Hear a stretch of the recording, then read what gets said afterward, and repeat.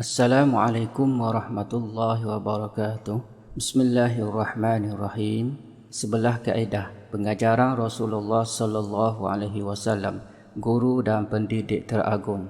Rasulullah sallallahu alaihi wasallam adalah seorang pendidik dan guru teragung dan terbaik kepada seluruh umat Islam hari ini. Baginda ditarbiyah oleh Allah Subhanahu wa taala dan mendapat pendidikan langsung dari Allah Subhanahu wa taala. Di antara contoh-contoh kaedah pengajaran Rasulullah sallallahu alaihi wasallam, seorang guru dan pendidik teragung ialah yang pertama, kaedah dialog atau interaksi dua hala. Kaedah ini adalah bertujuan untuk menarik tumpuan seseorang untuk menjawab persoalan tersebut dan menggalakkan seseorang itu berfikir, mengkaji dan mencari maklumat tentang sesuatu perkara. Sebagaimana contoh hadis Rasulullah sallallahu alaihi wasallam, iaitu yang bermaksud dari Abu Hurairah radhiyallahu anhu bahwasanya Rasulullah sallallahu alaihi wasallam bertanya kepada para sahabatnya, "Tahukah kalian siapakah orang yang muflih itu?" Para sahabat menjawab, "Menurut kami, orang yang muflih di antara kami adalah orang yang tidak memiliki wan dan harta kekayaan."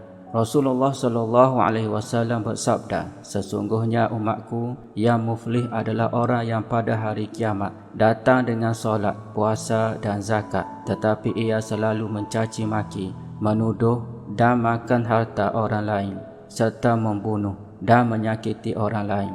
Setelah itu pahalanya diambil untuk diberikan kepada setiap orang dari mereka hingga pahalanya habis. Jika masih ada kezaliman yang belum dilunaskan lagi, maka diambil dosa dari setiap orang dari mereka untuk diberikan kepada orang itu, hingga akhirnya ia dilemparkan ke neraka." Hadis riwayat Muslim dan Tirmizi. Yang kedua, kaedah pengajaran secara berperingkat. Rasulullah sallallahu alaihi wasallam menggunakan kaedah pengajaran ini, iaitu mengutamakan mengajar perkara yang lebih penting daripada perkara yang penting, mengajar perkara yang asas dahulu sebelum masuk kepada perkara yang seterusnya, dan mengajar satu persatu atau secara beransur-ansur. Kaedah ini bertujuan memudahkan difahami dan diingati oleh seseorang pelajar, sebagaimana contoh hadis Rasulullah sallallahu alaihi wasallam, iaitu yang bermaksud Rasulullah sallallahu alaihi wasallam mengutus Muaz ke Yaman. Kemudian beliau bersabda, "Sesungguhnya kamu akan mendatangi suatu kaum ahli kitab, maka serulah mereka untuk bersaksi bahawa tidak ada Tuhan yang disembah melainkan Allah, dan sesungguhnya aku adalah utusan Allah. Apabila mereka menuruti seruanmu, maka beritahukanlah kepada mereka bahawa Allah mewajibkan mereka untuk mengerjakan solat 5 kali sehari semalam. Apabila mereka mematuhi hal itu, maka beritahukanlah mereka pula kepada mereka bahawa Allah mewajibkan mereka untuk mengeluarkan zakat harta-harta mereka yang dipungut dari orang-orang yang kaya dan diberikan kepada orang-orang miskin di antara mereka. Apabila mereka mematuhi hal itu, maka jauhilah untuk mengambil harta-harta mereka yang dimilikinya, dan takutlah kalian kepada doa orang yang dizalimi, kerana sesungguhnya doa mereka kepada Allah tidak ada hijab." Hadis riwayat Bukhari, Tirmizi dan Ibnu Majah. Seterusnya, yang ketiga, kaedah pengajaran senda gurau. Di antara kaedah pengajaran yang digunakan oleh Rasulullah sallallahu alaihi wasallam ialah bersenda gurau yang tidak melampau dengan para sahabatnya, dan baginda Nabi sallallahu alaihi wasallam tidak bersenda gurau melainkan dalam perkara yang benar sahaja. Sebagai contohnya hadis Rasulullah sallallahu alaihi wasallam, iaitu yang bermaksud bahawa seorang lelaki meminta kenderaan untuk dinaiki kepada Rasulullah sallallahu alaihi wasallam. Kemudian beliau bersabda, "Sesungguhnya aku akan membawamu menaiki anak unta." Lelaki itu bertanya, "Ya Rasulullah, apa yang boleh aku lakukan dengan anak unta?" Rasulullah sallallahu alaihi wasallam menjawab, "Bukankah unta itu berasal daripada ibu unta, iaitu anak unta juga?" Hadis riwayat Tirmizi dan Abu Daud. Yang keempat, kaedah pengajaran perumpamaan dan perbandingan.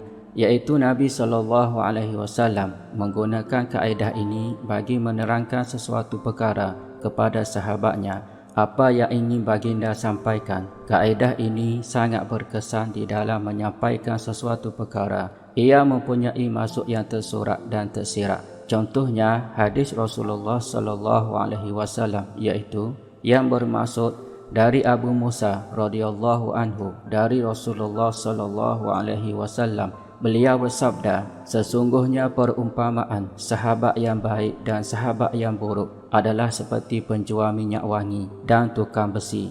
Seorang penjual minyak wangi akan memberikan minyak wanginya kepada kamu dan kamu membelinya, atau kamu dapat mencium harumnya minyak wangi itu. Sementara tukang besi ada kalanya ia membakar pakaian kamu, ataupun kamu akan mencium baunya yang tidak sedap. Hadis riwayat Bukhari dan Muslim. Yang kelima, kaedah pengajaran menjawab persoalan atau pertanyaan, iaitu Nabi SAW menjawab persoalan dan pertanyaan para sahabatnya dengan jawapan yang jelas, bersesuaian dan yang penting. Kaedah ini amat berkesan kepada seseorang yang ingin tahu permasalahan sesuatu perkara dengan lebih jelas dan terang. Contohnya hadis Rasulullah SAW iaitu yang bermaksud dari Abdullah radhiyallahu anhu, ia berkata, aku berkata, wahai Rasulullah, apakah dosa yang paling besar? Beliau menjawab, kamu menjadikan sekutu bagi Allah, padahal hanya Allah yang mencipta kamu. Aku bertanya, lalu apa lagi? Beliau menjawab, kamu membunuh anakmu kerana takut ia akan makan bersamamu. Aku bertanya, lalu apa lagi? Beliau menjawab, kamu berzina dengan isteri jiranmu. Seterusnya, yang keenam, kaedah pengajaran pengukuhan, iaitu dengan menunjukkan benda sebagai pengukuhan dan bukti. Kaedah ini sangat berkesan kerana ia dapat dilihat oleh para sahabatnya dan sebagai bahan pengukuhan yang kuat yang menunjukkan sesuatu perkara itu sama ada haram atau halal, atau boleh diamalkan atau dijauhi. Sebagai contohnya hadis Rasulullah SAW iaitu yang bermaksud dari Abdullah bin Zurai Al-Ghafiqi, ia berkata, aku mendengar Ali berkata, Rasulullah SAW mengambil emas dengan tangan kanannya dan mengambil sutra dengan tangan kirinya. Lalu beliau bersabda, ini diharamkan untuk umatku yang lelaki. Hadis riwayat Ibnu Majah dan Nasa'i. Yang ketujuh, kaedah pengajaran melukis atau melakar atau menulis, iaitu Rasulullah SAW kadang-kadang melukis atau membuat lakaran untuk menerangkan sesuatu perkara. Ini berdasarkan hadis Rasulullah SAW iaitu yang bermaksud dari Abdullah bin Mas'ud radhiyallahu anhu dari Nabi SAW bahawa beliau membuat garisan berbentuk segi empat dan membuat garis di tengah garisan segi empat tersebut. Kemudian beliau membuat beberapa garis pada sisi garis tengah garisan segi empat tersebut dan membuat garis di luar garisan segi empatnya.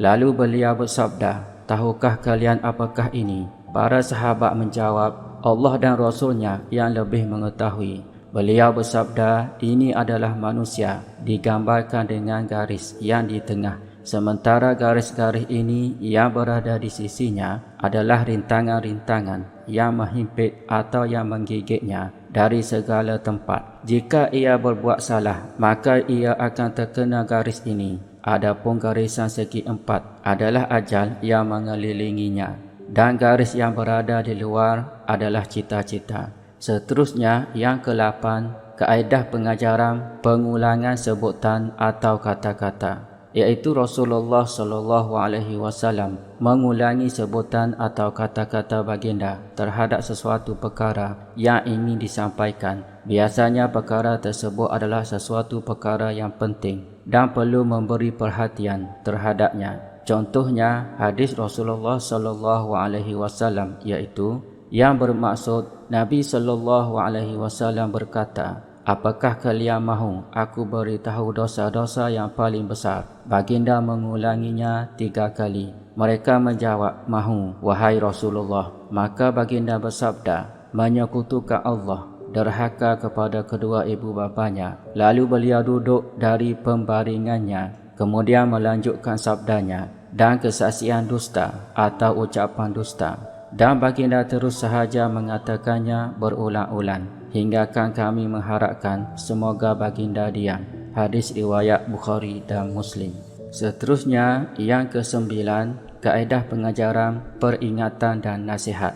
Di antara pengajaran Rasulullah SAW ialah kaedah memberi peringatan dan nasihat kepada sahabatnya dan seluruh umatnya. Sebagai contohnya, hadis Rasulullah SAW iaitu yang bermaksud dari Abi Mas'ud Al-Ansari radhiyallahu anhu, dia berkata, ada seorang lelaki berjumpa Rasulullah SAW sambil berkata, sesungguhnya kami telah lewat dalam melaksanakan solat subuh kerana imannya si fulan yang memanjangkan solat. Kata Abu Mas'ud, saya sama sekali tidak pernah melihat Nabi SAW marah dalam memberi nasihat kecuali pada hari ini. Kemudian beliau bersabda, wahai seluruh manusia, sesungguhnya di antara kalian terdapat orang-orang yang suka mempersulitkan. Maka sesiapa sahaja yang menjadi iman, hendaklah ia tidak memanjangkan solat, kerana di belakangnya terdapat orang-orang tua, lemah dan orang yang mempunyai hajat. Hadis riwayat Muslim. Yang ke-10, kaedah pengajaran, penceritaan dan kisah atau peristiwa umat terdahulu. Kaedah ini seringkali digunakan oleh Rasulullah SAW untuk menerangkan sesuatu kepada para sahabatnya dan umat Islam seluruhnya. Kerana kaedah pengajaran ini banyak mengandungi pengajaran, peringatan, nasihat, amaran dan tentang balasan kepada para pelajar atau pendengar dan umat Islam seluruhnya. Sebagaimana contoh hadis Rasulullah SAW iaitu yang bermaksud dari Abu Hurairah radhiyallahu anhu bahawasanya Rasulullah SAW telah bersabda, ketika seorang lelaki sedang berjalan di sebuah jalan, tiba-tiba ia merasa dahaga. Tidak lama kemudian ia menemukan sebuah sumur air. Lalu ia pun turun ke dalam sumur tersebut untuk meminum airnya. Tidak lama kemudian ia keluar dari dalam sumur itu, dan tiba-tiba ia melihat seekor anjing yang menjulurkan lidahnya sambil menjilat tanah kerana hausnya. Lelaki itu berkata, anjing ini pasti sangat haus seperti yang saya alami tadi. Kemudian lelaki tersebut turun lagi ke dalam sumur untuk mengisikan air ke dalam kasutnya. Setelah itu ia bawa kasutnya yang berisi air tersebut ke atas dengan cara menggigitnya dan memberi minum kepada anjing yang kehausan itu. Dengan perbuatannya itu,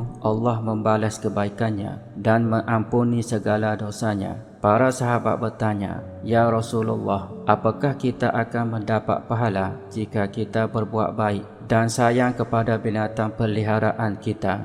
Rasulullah SAW menjawab, menyayangi setiap makhluk yang bernyawa akan mendapatkan pahala. Hadis riwayat Muslim. Seterusnya, yang ke-11, kaedah pengajaran perbualan. Rasulullah SAW biasanya menggunakan kaedah ini di dalam menolak kebatilan atau kefahaman yang sesat yang berada di dalam minda atau fikiran seseorang itu. Di antara contoh kaedah ini ialah hadis Rasulullah SAW iaitu yang bermaksud Rasulullah SAW pada hari raya Aidil Adha atau Aidil Fitri keluar menuju tempat solat. Beliau melewati para wanita seraya bersabda, wahai para wanita, hendaklah kalian bersedekah, sebab aku melihat bahawa kalian adalah yang paling banyak menghuni neraka. Kami bertanya, apa sebabnya wahai Rasulullah? Beliau menjawab, kalian banyak melaknat dan banyak mengingkari pemberian suami. Dan aku tidak pernah melihat dari tulang rusuk lelaki yang kurang akalnya dan lemah agamanya selain kalian. Kami bertanya lagi, wahai Rasulullah, apakah tanda dari kurangnya akal dan lemahnya agama? Beliau menjawab, bukankah kesaksian seorang wanita setengah dari kesaksian lelaki? Kami menjawab, benar. Beliau berkata lagi, itulah kekurangan akalnya. Dan bukankah seorang wanita bila dia sedang haid, dia tidak solat dan puasa? Kami menjawab, benar. Beliau berkata, itulah kekurangan agamanya. Hadis riwayat Bukhari. Sekian, wallahu a'lam.